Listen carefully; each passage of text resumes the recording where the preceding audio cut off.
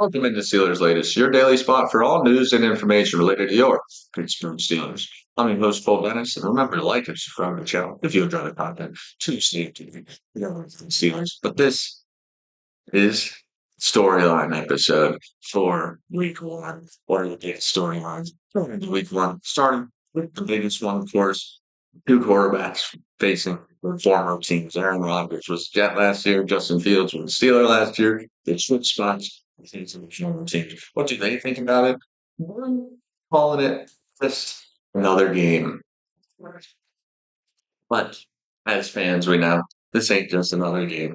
This is a statement game. This is a statement game to open up the season for these quarterbacks because we know to get to the NFL, it takes a lot of drive, a lot of commitment. Competitive drive has to be there.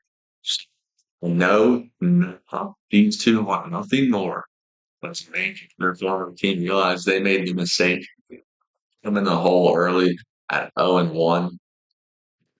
The advantage I see for the Steelers here in this game with the familiarity of Justin Fields is that our coaching staff was around him a lot last year. But his coaching staff, the new coaching staff, they weren't a part of the Rodgers era in New York. So I think we can kind of more precisely scheme up a game plan to pinpoint the weaknesses of Justin Fields because it's so familiar with him.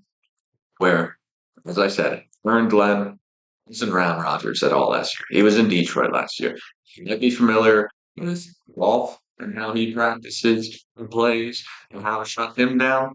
Well, it's not too familiar with four-time MVP Aaron Rodgers quarterback. So I think that is going to be our biggest advantage going into week two, the head coaching advantage. And let's talk about that a little bit because that is storyline number two here into week one. In my opinion, year 18 versus career game one as a head coach.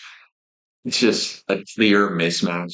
Sucks for Aaron Glenn going into your first game as a head coach, your rookie season as a head coach, facing the longest tenured head coach in the league. Like it's been with the Steelers for 18 years.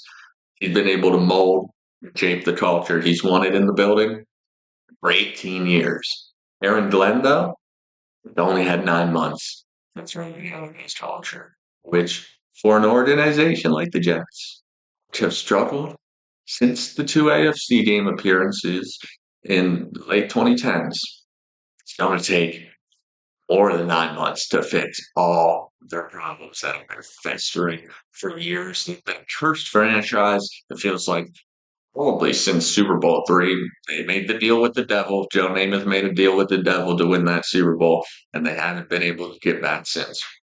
Glendo has been a part of culture shifts before in Detroit, so he knows what it takes. But in my opinion, Aaron Glenn was one of the weaker coaches in Detroit, definitely the weaker coordinator in one Detroit staff. Think we'll probably see some young coaching errors here, some time management errors, misuse of timeouts, maybe misuse of challenges that you won't see from experienced coaches. I think this honestly is our biggest advantage going into week one. Really, our veteran coach, Coach T, he probably is our biggest advantage every year because he's one of the best coaches in the league, if not the best. He's going up against Aaron Glenn. We don't know what he got. I think he might have his defense ready to rumble. Offensively, we don't really know what he's going to run. I don't think it's going to be really that sharp here.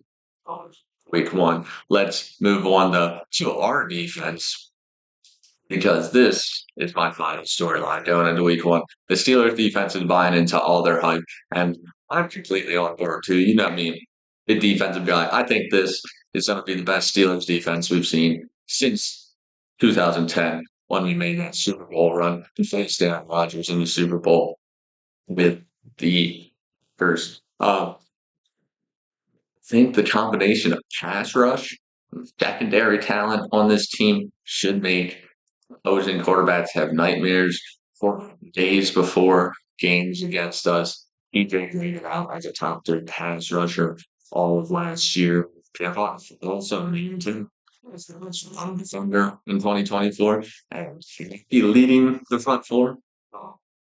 It's not allowed. The Mr. Fine Line himself, Cam Hayward, we call him that, because he only gets better with age. Alex Highsmith, Keanu Benton, plus the rotation of young guys behind them. It's going to be dominant in itself. Then you move to the secondary. We got Ramsey, graded out as a top 10 cornerback in Miami last year, and has been league since entering league. Another guy who's not doing it alone in the secondary is Joey Porter Jr., who's got a lot of potential still to tap into. I think he's going to grow more this year with the two veteran quarterbacks. Slay, another stud throughout his entire career. Eccles, he's going to be a solid depth piece, someone to give rest to these first three guys I mentioned. Also, if we need four quarterbacks on the field, you're going to see a little bit of him. I just think synergy on these two units. If you separated these two units and they were on different teams, you'd be like, but that's a good to great pass rush right there. And that's a good to great secondary right there. If they were on different teams, you would combine them together. You're going to be able to bounce off each other to become elite units. I think this year, the secondary will provide the extra seconds for pass rush to get to the quarterback. Pass rush, they're so fast sometimes QBs will panic and make either poor decisions or inaccurate passes that the secondary should be able to capitalize on.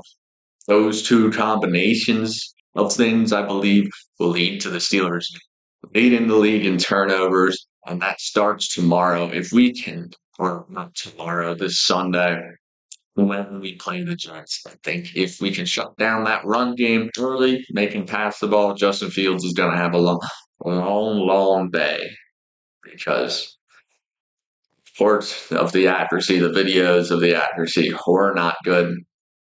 I also believe offense, if they can just keep our defense off the field for half the game, just make it a 50-50 game. Our defense out there for 30 minutes, our offense out there for 30 minutes.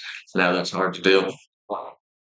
If we can just keep the defense off the field a little bit longer than we have in the past couple of years, it should be able to stay more fresh and probably not fall off late into the season like we have in the past couple of years. Let's wrap up this show with the new addition, though, on defense, not to the 53-man roster, but to the practice squad. John Brannigan, he didn't been the Steelers on Labor Day.